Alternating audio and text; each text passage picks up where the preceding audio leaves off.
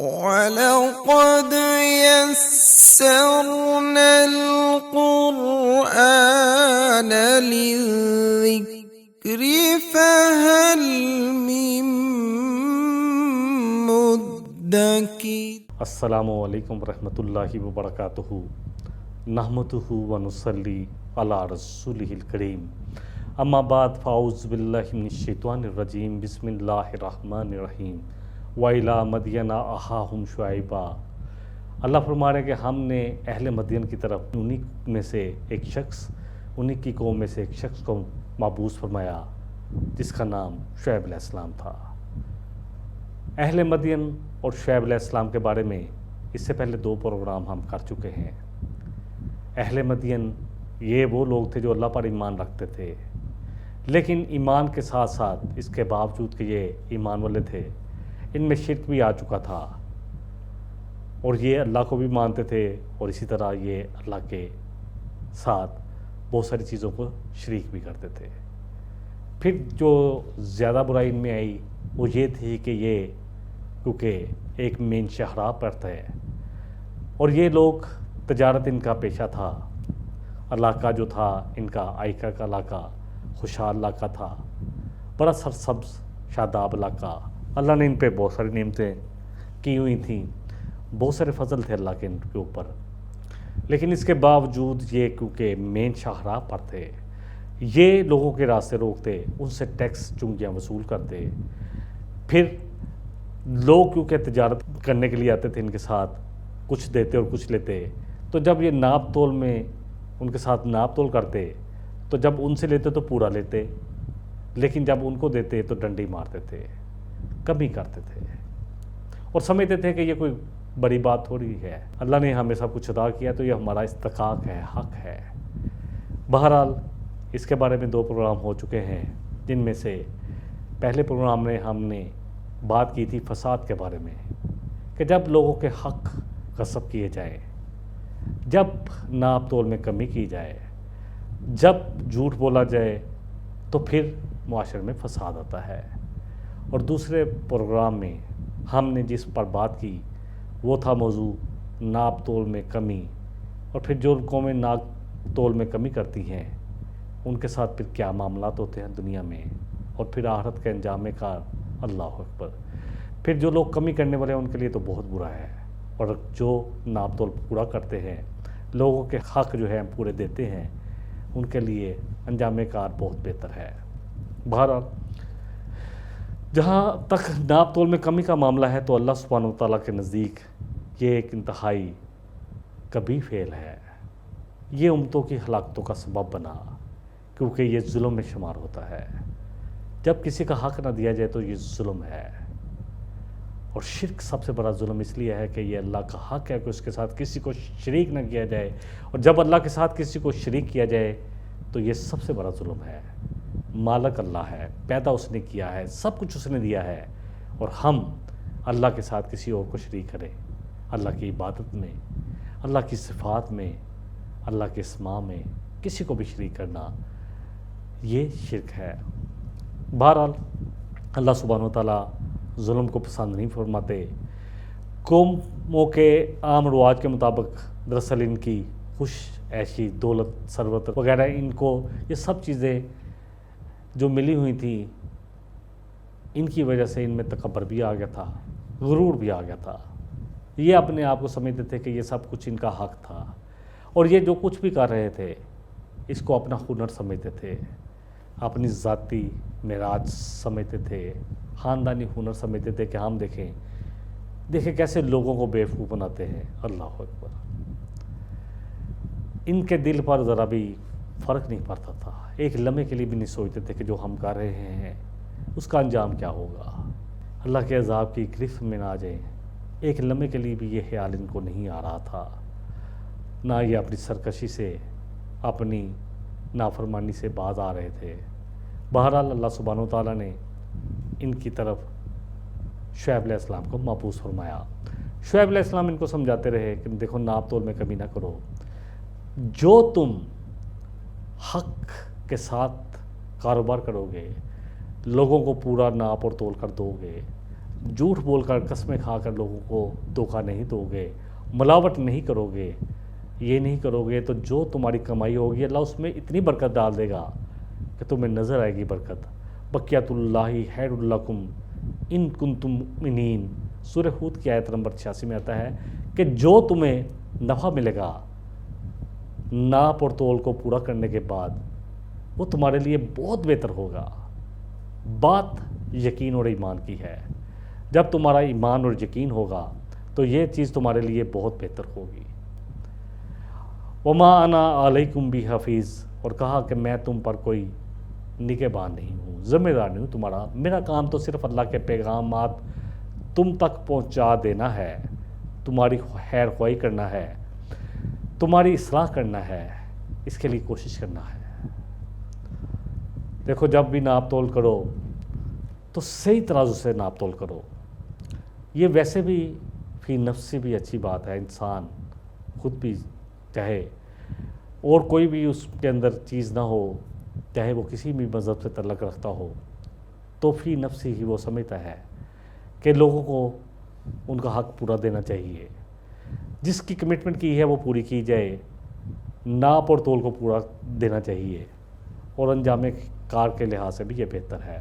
عقل بھی یہ تسلیم کرتی ہے کہ لوگوں کے ساتھ انصاف کیا جائے، انصاف والا معاملہ کیا جائے، اور پھر جو لین دین کیا جائے اس میں بھی انصاف ہونا چاہیے، کسی سے زیادتی نہ کی جائے، ناپ تول میں کمی جو ہے زیادتی کے زمرے میں آ جاتی ہے، انصاف کا حق پورا ادا کیا جائے، حقدار کو اس کا پورا حق دیا جائے، مال اور انجام بھی دونوں بہتر ہوں گے اس سے انسان جب لوگوں کے حق پورے دے گا۔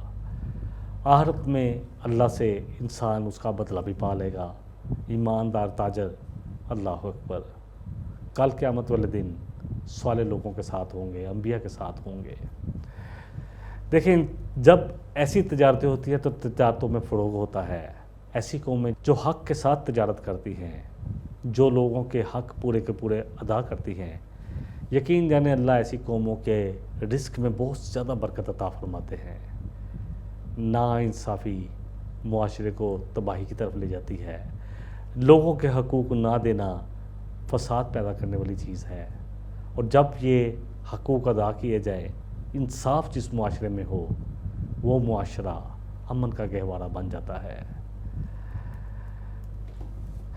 دیکھیں جیسے کہ فرمایا کہ دیکھو تم لوگوں کو حق دو، جب تم انصاف کے ساتھ کرو گے، ایمانداری کے ساتھ کرو گے تو جو تم کماؤ گے وہ اس میں بہت زیادہ خیر آ جائے گی۔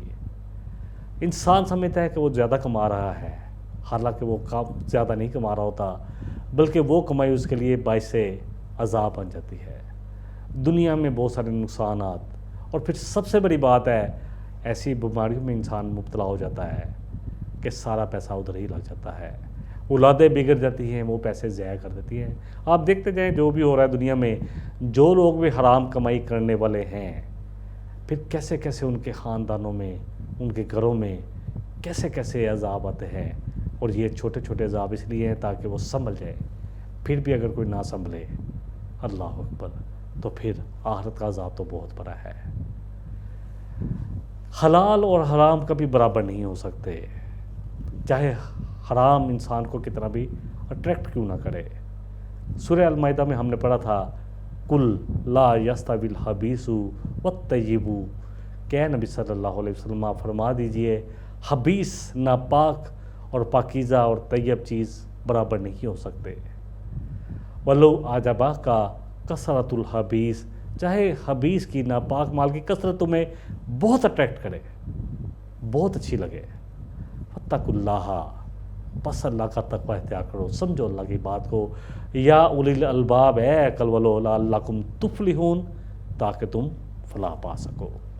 اصل بات یہ ہے کہ حرام جتنی مرضی کثرت رکھتا ہو اس میں برکت نہیں ہے، چاہے جتنا مرضی انسان کو اٹریکٹ کرتا ہو، بڑے بڑے گھر، بڑے بڑے محلات، اللہ اکبر، بڑی بڑی گاڑیاں، اگر یہ حلال سے نہیں حرام سے کمائی ہے تو چاہے انسان کو جتنی بھی اٹریکٹ کرتی ہوں، یقین جانے ایک سائیکل، ایک چھوٹی گاڑی اگر حلال کمائی سے کمائی جائے، اور ایک گھر، چھوٹا گھر ہو یا بڑا گھر، جو حلال کمائی سے ہو، وہ زیادہ بہتر ہے انسان کے لیے۔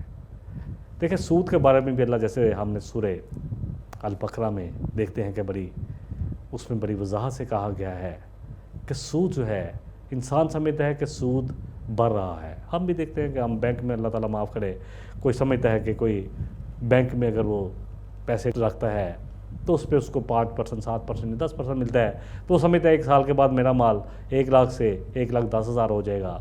اور جب کوئی انسان کاروبار کرتا ہے تو اس پہ کتنی برکت ہے، یہ کاروبار کرنے والے سمجھ سکتے ہیں۔ اور کاروبار بھی ایمانداری سے کیا ہے تو الحمدللہ اس میں برکت ہی برکت ہے۔ لوگوں کو دھوکہ نہ دیا جائے، جھوٹ نہ بولا جائے، ناپ تول میں کمی نہ کی جائے، جھوٹی قسمیں کھا کر مال نہ بیچا جائے، مال کا عیب جو ہے بیان کیا جائے، جو کچھ ہے اسی کو بتا کر دیا جائے، تو اللہ کی طرف سے برکت آتی ہے، بہت برکت آتی ہے۔ اللہ فرما رہے جیسے سود کے بارے میں، یمحق اللہ الربا، کہ اللہ مٹاتا ہے سود کو، برکت نہیں ہے۔ وَیُرْبِی الصَّدَقَاتِ، اور اللہ تعالیٰ بڑھاتا ہے، برکت دیتا ہے کن کو؟ صدقات کو۔ جو اللہ کی راہ میں خرچ کیا جائے اس میں برکت ہے۔ پھر بھی اگر کسی کو بات نہ سمجھائے تو اللہ نہیں پسند کرتا ہر قسم کے نہ شکرے کو اور گناہ کار کو، چاہے جتنا مرضی مال رکھتا ہو، جیسی مرضی صورتیں ہوں، جتنا مرضی بڑا عہدہ رکھتا ہو، اللہ نہیں پسند کرتا۔ شعیب علیہ السلام اپنی قوم کو سمجھاتے رہے، دعوت دیتے رہے۔ شعیب علیہ السلام بڑے فصیح اور بلیغ مقرر تھے۔ اللہ نے آپ کو بڑی فصیح زبان عطا فرمائی تھی، بہت خوبصورت کلام، حسن خطابت، طرز بیان بڑا زبردست تھا۔ اس لیے مفسرین ان کو خطیب الانبیاء کے لقب سے بھی یاد کرتے ہیں، یعنی انبیاء میں بہت زبردست خطیب تھے، ہر طریقے سے قوم کو سمجھا رہے تھے، جوش ولولے کے ساتھ، نرم گفتگو کے ساتھ، ہر طریقے سے۔ مگر بدبخت قوم، اللہ اکبر، سننے کو تیار ہی نہیں تھی، کوئی اثر نہ ہو رہا تھا۔ کچھ لوگوں نے، جو کہ معاشرے کے کمزور لوگ ہوتے ہیں یا کچھ نوجوان طبقات، یہ سب سے پہلے اٹریکٹ ہوتے ہیں، وہ ایمان لے آئے شعیب علیہ السلام پر۔ لیکن قوم نہ صرف اب شعیب علیہ السلام کے خلاف ہوئی بلکہ ان لوگوں کے بھی خلاف ہو گئی۔ وہ لوگوں کو روکتے شعیب علیہ السلام کے پاس جانے سے، ایمان والوں کو طرح طرح کے طریقے آزما کر ایمان سے باز رکھنے کی کوشش کرتے، ان کو اذیت پہنچانے کی کوشش کرتے۔ بہرحال یہ سب کچھ ہو رہا تھا۔ اگر جو لوگ شعیب علیہ السلام کے ساتھ تھے وہ جیسے جیسے ایمان میں بڑھتے جا رہے تھے، ویسے ویسے یہ ان کے ساتھ ظلم بھی زیادہ کرنا شروع کر رہے تھے، ان کو ڈراتے، دھمکاتے اور ان کو کسی بھی طرح لالچ دیتے، کج روی پر آمادہ کرنے کے لیے پورے کا پورا زور لگا رہے تھے۔ باطل پورا زور لگا رہا تھا کہ ایمان والوں کو کسی طرح متزلزل کر دے، ہلا دے، ہٹا دے ایمان سے۔ شعیب علیہ السلام کی دعوت حق کا سلسلہ جاری تھا۔ قوم نے اب ان کو کہا، شعیب علیہ السلام کو، کہ اے شعیب علیہ السلام، آپ جو اتنا ہمارے خلاف چل رہے ہیں، آپ نمازیں بھی پڑھتے ہیں، آپ کیا چاہتے ہیں کہ ہم اپنے باپ دادا کے دین کو چھوڑ دیں؟ اور کیا آپ کی نماز یہی سمجھاتی ہے آپ کو؟ کیا آپ ہمیں اپنے باپ دادا کے دین سے دور کر دیں؟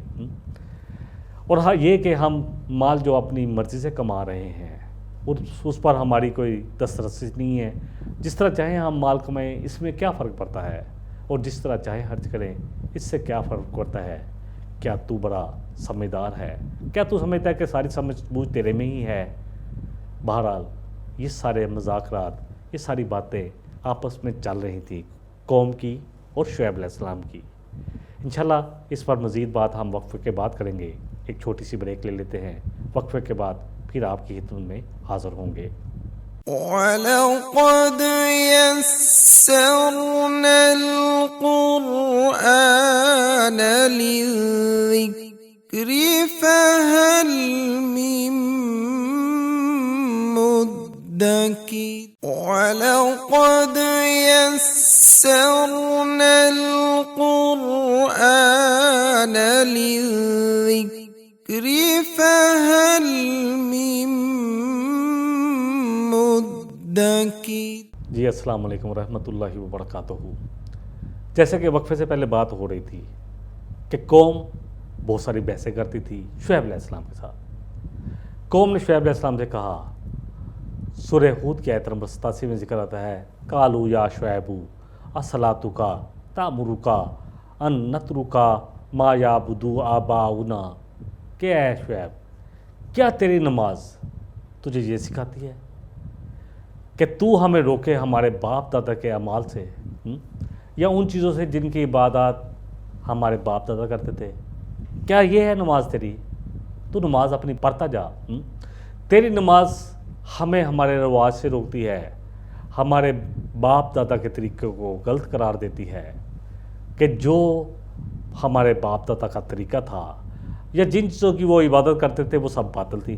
کیا یہ سکھاتی ہے تیری نماز تجھے؟ اور کیا تیری نماز ہمیں یہ سکھاتی ہے، یا تو ہمیں یہ سمجھانا چاہ رہا ہے، کیا تیری نماز تجھے یہ سکھاتی ہے کہ تو ہمیں یہ بتائے کہ ہم اپنے مال میں کوئی دسترس نہیں رکھتے، نہ ہم کما سکتے ہیں اپنی مرضی سے اور نہ ہی اپنی مرضی سے خرچ کر سکتے ہیں؟ انک لانت الحلیم الرشید، کیا تو واقعی بڑا زبردست حلم والا ہے اور بڑا ہدایت یافتہ ہے؟ کیا واقعی تو سمجھتا ہے کہ تو بڑا ہدایت یافتہ ہے؟ یعنی قوم نے شعیب علیہ السلام کی نماز، اللہ اکبر، اس پر بھی تنقید کر دی ہے۔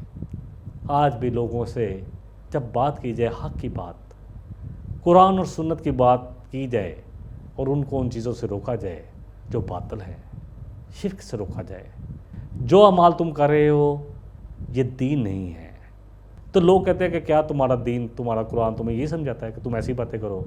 ایون کہ قرآن پر جب عمل کی طرف ہم آتے ہیں تو جو ہمارے خاندانی رواج ہوتے ہیں، جو معاشرتی رواج ہیں، جب لوگوں کو منع کیا جائے تو کہتے ہیں جی تمہارا دین تمہیں یہ سمجھاتا ہے، کیا قرآن نے تمہیں یہ سمجھاتا ہے کہ تم لوگوں کے معاملات میں انٹرفیئرنس کرو، مداخلت کرو؟ اللہ اکبر۔ لوگ سمجھتے ہیں کہ نماز اپنی جگہ پر، ہمارے رواج اپنی جگہ پر، ہمارا جینا مرنا اپنی جگہ پر، ہماری خوشی غمی اپنی جگہ پر۔ اس سے کیا تعلق ہوا؟ نماز پڑھتے ہیں لیکن ہمارے خوشی کے پروگرام ہو، شادی ہو، کوئی بھی پروگرام ہو، سب میں اللہ اور اس کے رسول کے ساتھ بغاوت ہے۔ یقین جانیں شیطان انسان کو، اللہ اکبر، کیسے کیسے سہانے خیالات دیتا ہے۔ انسانوں نے کیسے مخلوط طور پر محفلیں سجانی شروع کی، عورتیں اور مرد بے پردے ایک دوسرے کے سامنے بیٹھے ہیں، بلکہ اب تو ایک ساتھ مکس اپ بیٹھتے ہیں کہ یہ زیادہ اچھا لگتا ہے کہ پہلے ہم جیسے جیسے زمانہ گزرتا جا رہا ہے، پہلے دیکھتے تھے کہ عورتیں علیحدہ ہیں مرد علیحدہ ہیں، پھر انہوں نے سوچا اور شیطان نے یہ سوچ دی کہ دیکھو اس طرح خوبصورت نہیں لگتا پروگرام، کٹھے کاٹ لو۔ پھر ایک پردہ حائل کر کے اکٹھا کر دیا گیا، سٹیج پر سب دیکھ رہے تھے۔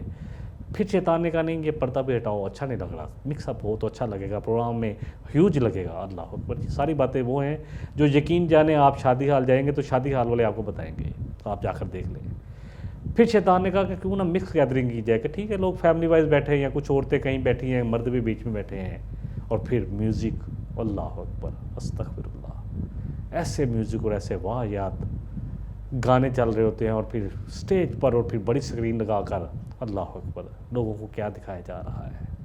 نماز پڑھ رہے ہیں، حاجی صاحب ہیں ماشاءاللہ، اللہ اکبر، حج بھی کتنے کیے ہوئے ہیں، الحاج کہلاتے ہیں اپنے آپ کو، لیکن دین خوشی کے موقع پر کہاں گیا، وہ ایک طرف رکھ دیا جاتا ہے۔ کہیں نظر نہیں آتا کہ کیا واقعی ہم دین میں داخل ہیں۔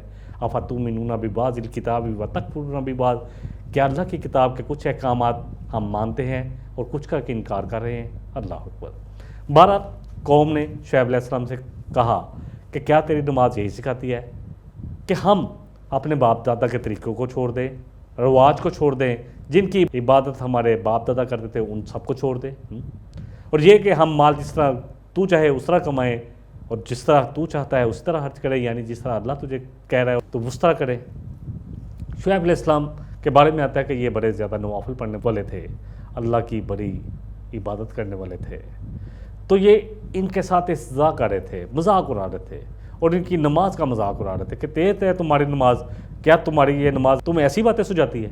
مطلب ایسی، اللہ حکم، معاذ اللہ ثم معاذ اللہ، ایسی غلط باتیں، ایسی مذاق کا ہے باتیں تمہاری یہ نماز تمہیں سکھاتی ہے؟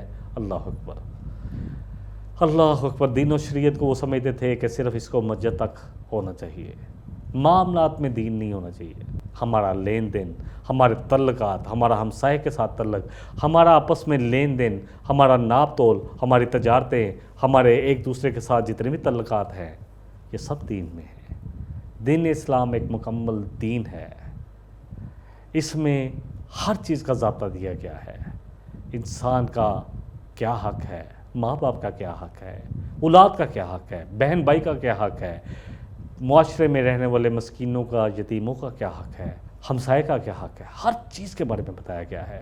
شوہر کا بیوی پہ، بیوی کا شوہر پر کیا حق ہے، اللہ اکبر، یہ سارے حقوق بتائے گئے ہیں۔ وراثت کیسے تقسیم ہوگی، یہ سب اللہ نے بتایا ہے۔ بہرحال وہ سمجھتے تھے کہ دین جو ہے، جس طرح آج ہم بھی سمجھتے ہیں کہ دین ٹھیک ہے، ہم نماز پڑھ لیتے ہیں، زکوٰۃ بھی دے دیتے ہیں، آج ہم نے کر لی ہے، لیکن دین بس یہی ہے۔ اس کے علاوہ جو چاہیں، جس طرح مرضی مال کمائیں اور جس طرح مرضی خرچ کریں، اللہ اکبر۔ قوم شعیب بھی یہی کہہ رہی تھی، مدینے والے بھی یہی کہہ رہے تھے کہ تیرا کیا نماز یہ سکھاتی ہے تجھے کہ تو ہمیں کہہ رہا ہے کہ ہم مال بھی تیرے طریقے کے مطابق کمائیں اور اسی طرح خرچ کریں جس طرح تو چاہتا ہے، یعنی تو ہمیں اللہ کے پیغامات پہنچا رہا ہے، کیا یہ سکھاتی ہے تیری نماز؟ اللہ اکبر۔ تو ہم پر پابندیاں لگانا چاہتا ہے، اللہ اکبر۔ قوم کے سردار نے یہ بھی کہا کہ کیا تیری یہ نماز تجھے یہ بتاتی ہے، یہ سجاتی ہے کہ تو ہمیں کہہ رہا ہے کہ ہم ان چیزوں کی عبادت نہ کریں جن کی عبادت ہمارے باپ دادا کر رہے تھے، تو چاہتا ہے کہ یہ جو جن کو ہم سمجھتے ہیں کہ یہ اللہ کے قریب کرنے والے ہیں، ہمیں ان سب کو چھوڑ دے، اللہ اکبر۔ اور پھر سب سے بڑی بات ہے کہ ہم اپنے مال میں کوئی تصرف بھی نہیں کر سکتے، خرچ بھی نہیں کر سکتے، اللہ اکبر۔ اللہ نے مال دیا ہے اور الحمدللہ اللہ نے کسی کو جائز طریقے سے مال خرچ کرنے سے منع نہیں کیا، بلکہ پسند فرمایا ہے میاں نبی کو۔ یہ نہیں کہ پورے کا پورا مال دے دو پھر بعد میں پریشان ہو جاؤ، چاہے اللہ کی راہ میں بھی دینے سے منع کیا ہے۔ نبی رحمت صلی اللہ علیہ وسلم نے فرمایا کہ کوئی اگر اپنے مال میں سے وصیت کرنا چاہتا ہے، کیونکہ حصے تو اللہ نے تقسیم کر دیا وراثت کے، اب وصیت کو کرنا چاہتا ہے تو زیادہ سے زیادہ جو کر سکتا ہے وہ تیسرا حصہ ہے، اور اگر چوتھا حصہ کرے تو اس کو زیادہ پسند فرمایا ہے، تاکہ اپنے وارثوں کو کلاش یا غریب چھوڑ کر نہ جاؤ، جو ان کا حق ہے دو ان کو، وارثوں کو۔ اور پھر جب ان کو کہہ رہے تھے کہ ایک اللہ کی طرف آؤ، باپ دادا کی طریقوں کو چھوڑو، جن طریقوں کو باپ دادا نے اپنایا ہوا تھا، جو شرک آ چکا تھا تمہارے باپ دادا میں، تم اس سے باز آ جاؤ۔ جب ان سے کہا جا رہا تھا کہ آؤ اس چیز کی طرف جو اللہ نے تمہارے لیے اتاری ہے، رسول کی طرف آؤ، جیسے کہ ہم سورہ المائدہ میں پڑھتے ہیں وَإِذَا قِيلَ لَهُمْ تَعَالَوْا إِلَىٰ مَا أَنزَلَ اللَّهُ وَإِلَى الرَّسُولِ، جب کہا جاتا تھا ان مشرکین مکہ سے بھی، آؤ اس چیز کی طرف، آؤ اس چیز کی طرف جو اللہ نے نازل کی ہے، یعنی اللہ کی کتاب کی طرف اور اللہ کے رسول کی طرف۔ قالوا حسبنا ما وجدنا علیہ آباءنا، تو کہتے تھے ہمارے لیے کافی ہے جس پر ہم نے اپنے باپ دادا کو پایا۔ اللہ فرما رہے ہیں اولو کان آباؤہم لا یعلمون شیئا ولا یہتدون، تو کیا اگر ان کے باپ دادا کوئی علم بھی نہ رکھتے ہوں، جاہل ہوں اور نہ ہدایت پہ ہوں، تب بھی انہیں کی تقلید کی جائے گی۔ اندھی تقلید سے بچیں، باپ دادا کی بات ضرور مانیں لیکن علم کے ساتھ، پرکھیں اس کو قرآن اور سنت پر۔ اگر قرآن اور سنت پر پوری اترتی تو الحمدللہ ثم الحمدللہ، شکر کر کے باپ دادا بھی قرآن اور سنت پر تھے، اور آج ہمیں بھی قرآن اور سنت کو ہی لینا ہے۔ آؤ اللہ اور اس کے رسول کی طرف۔ اس آیہ مبارکہ میں یہی فرمایا گیا، سورہ المائدہ کی آیت نمبر 104 تھی۔ تو آپ نے فرمایا آیت نمبر سورہ ہود کی آیت نمبر 88 ہے، شعیب علیہ السلام نے اپنی قوم سے کہا، اے میری قوم، کیا تم دیکھتے نہیں ہو کہ اگر میں اپنے رب کی طرف سے پورے دلائل کے ساتھ تمہارے ساتھ بات کر رہا ہوں، وَرَزَقَنِي مِنْهُ رِزْقًا حَسَنًا، اور اس نے مجھے رزق بھی دیا ہوا ہے بڑا اچھا رزق، تو مجھے کیا، میں وما اریدو، اور نہیں میں ارادہ رکھتا کہ میں مخالفت کروں اور تمہیں ان چیزوں سے منع کروں جو تمہارے لیے بہتر ہیں۔ ان اریدو الا الاصلاح، میں مستطاعت تو، بلکہ میں تو چاہتا ہوں کہ کسی طرح تمہاری اصلاح کی جائے، جتنی بھی استطاعت ہے اس کے مطابق۔ وما توفیقی الا باللہ علیہ توکلت والیہ انیب، اسی پر میں بھروسہ کرتا ہوں اور اسی کی طرف رجوع کرتا ہوں۔ شعیب علیہ السلام نے اپنی قوم کے دکھ، مطلب جو بھی مال تھے اس پر بہت تکلیف محسوس کر رہے تھے اپنے اندر، بہت کور رہے تھے، اللہ اکبر۔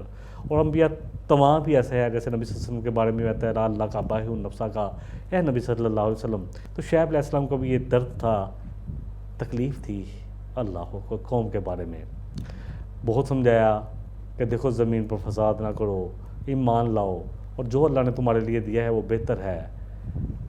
اور سورہ ہود کی آیت نمبر 89 میں آتا ہے وَيَا قَوْمِ لَا يَجْرِمَنَّكُمْ شِقَاقِي أَن يُصِيبَكُم مِثْلَ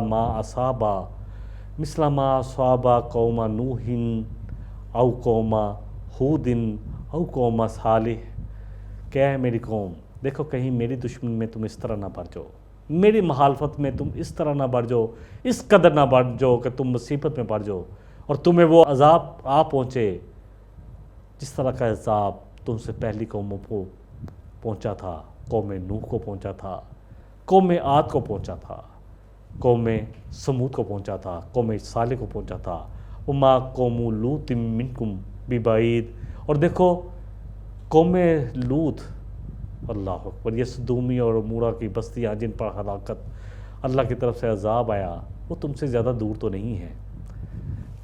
شعیب علیہ السلام نے سمجھایا کہ تمہاری نافرمانیاں بے باکیاں اللہ اکبر مجھے اس خدشے میں ڈال رہی ہیں، مجھے یہ خوف ہے تمہارے بارے میں، خدشہ ہے کہ ہے قوم کہیں تم پر ویسا ہی عذاب نہ آ جائے جیسے تم سے پہلی قوم پر آیا تھا۔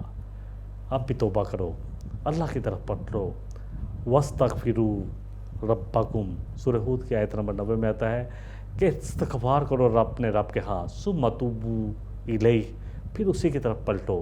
ان ربی رحیم ودود، بے شک میرا رب بڑا رحم کرنے والا ہے، بڑا محبت کرنے والا ہے۔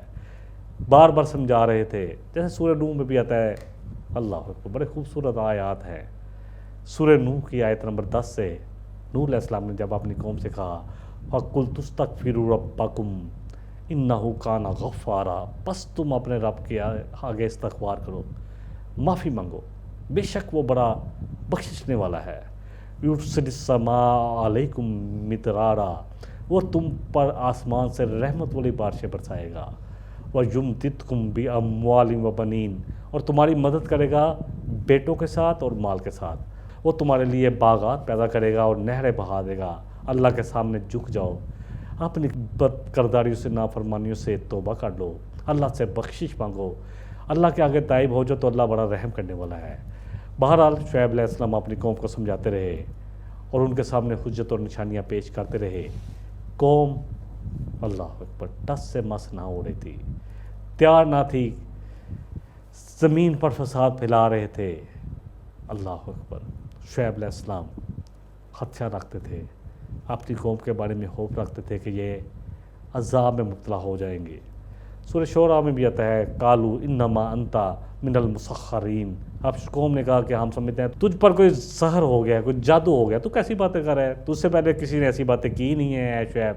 سورہ شعراء کی آیت نمبر 185 اور 186 میں آتا ہے قوم نے دعوت کا انکار کر دیا، بلکہ مذاق اڑایا اور کہا کہ شعیب علیہ السلام سے کہا کہ اے شعیب تو ہمیں ایسا کوئی شخص لگتا ہے جس پر جادو ہو گیا ہو، سحر زدہ لوگوں جیسی باتیں کر رہا ہے، دیوانوں والی باتیں کر رہا ہے۔ قالوا انما انت من المسخرین، کہنے لگے کہ تو کوئی ایسا شخص ہے جس پر جادو کر دیا گیا ہو۔ وَإِنَّ ظُنُّكَ لَمِنَ الْكَاذِبِينَ، اور ہم یہ گمان کرتے ہیں تمہارے بارے میں کہ تو یقیناً جھوٹا ہے، بلکہ یقین ہے ہمیں کہ تو جھوٹا ہے، اللہ اکبر۔ شعیب علیہ السلام کے بارے میں آخری پروگرام میں ہم کچھ اور باتوں کا ذکر کریں گے، اور پھر قوم میں شعیب پر یعنی مدین والوں پر عذاب کیوں آیا اور کیسا عذاب آیا، اس کے بارے میں بھی ہم بات اپنے اگلے پروگرام میں کریں گے۔ اللہ سے دعا ہے کہ اس پورے قصے میں ہمارے لیے جتنا سبق ہے، جو عبرت ہے، اللہ ہم سب کو اس سے بہرہ مند فرمائے، اور اللہ ہمیں قرآن اور صحیح سنت کا صحیح فہم عطا فرمائے اور عمل کی توفیق بھی عطا فرمائے۔ وآخر دعوانا ان الحمد للہ رب العالمین، والسلام علیکم ورحمۃ اللہ وبرکاتہ۔ وَلَقَدْ يَسَّرْنَا